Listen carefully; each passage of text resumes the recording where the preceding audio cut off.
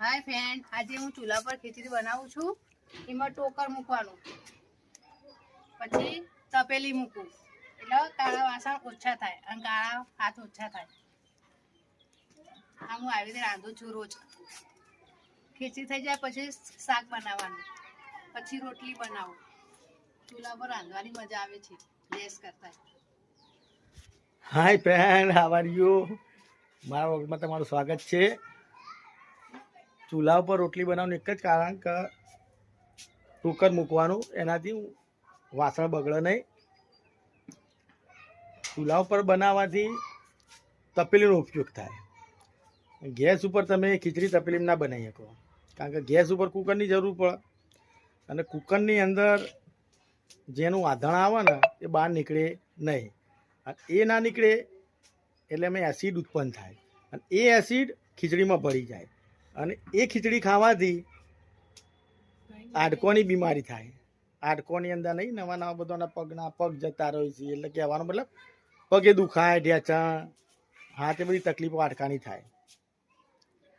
અને આની ઉપર ખીચડી ખાવાથી કોઈ પ્રોબ્લેમ થતો નથી, કારણ કે એમાં આધણ નીચે નીકળી જાય છે, તપેલીના આજુબાજુથી નીકળી જાય. અને ચૂલા ઉપર ખાવાની મજા જ અલગ, સ્વાદ એકદમ જબરજસ્ત.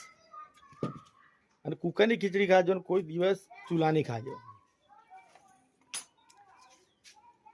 બીજું કે ગેસ ઉપર ખીચડી ખવાય ના નહીં, બધા ખાતા જ હોય છે. અમે તો ચૂલા ઉપર ખાઈએ છીએ. તમે શાની ઉપર ખાવ છો એ કોમેન્ટ કરજો, શેર કરજો અને સબસ્ક્રાઈબ કરજો. કુકરની ખીચડી ખાવાથી જે સ્વાદ મળતો હોય એ સ્વાદ મળતો નથી, અને ચૂલાની ખીચડી ખાવાથી સ્વાદ જબરજસ્ત મળે છે. અમુક લોકો તમે જોતા હશો કે કોઈ જગ્યાએ જતા હોય તો કે ઢાબામાં જઈએ, સ્પેશિયલ ચૂલાના ઢોસા. ચૂલો એ જે લાકડોથી અગ્નિ પેદા કરે છે એ કૃત્રિમ છે, અને ગેસ ને ઈંધણથી થાય એ અગ્નિમાં ઘણો ફરક છે. અને મેં આગળ તમને વાત કરી ને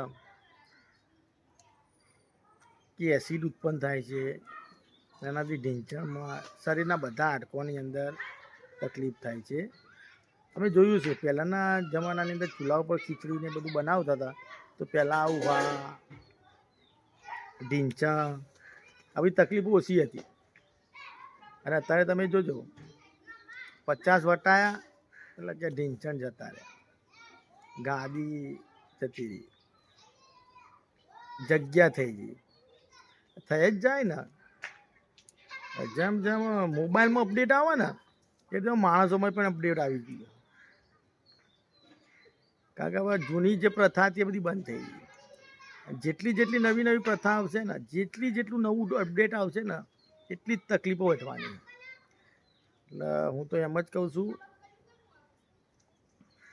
કે બને ત્યાર સુધી આ રીતે જમો તો સ્વાસ્થ્ય સારું રહેશે અને શરીર પણ સારું રહેશે.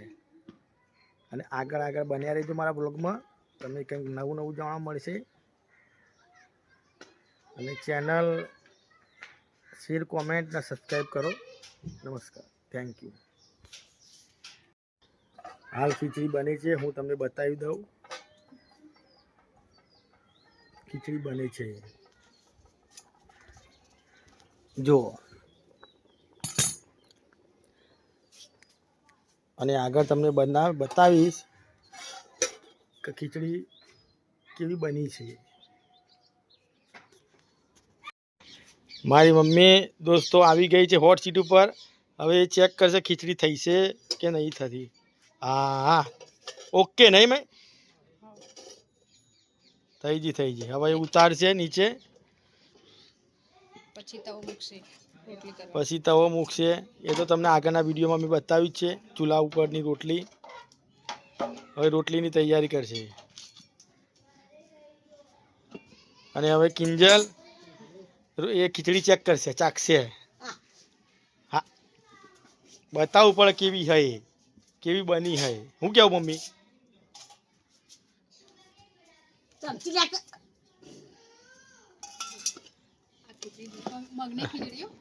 મગની દાળની તુવેરની દાળની નહીં, મગની દાળની હે. મગની દાળને તો બોલી દેખો.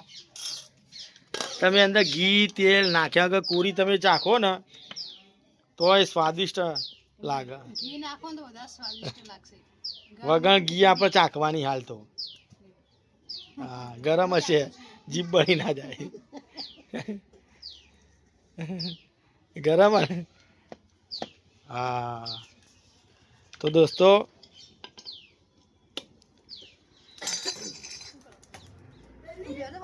નવા બ્લોગમાં તમને કંઈક નવું બતાવીશું. કોમેન્ટ કરો, શેર કરો, સબસ્ક્રાઈબ કરો.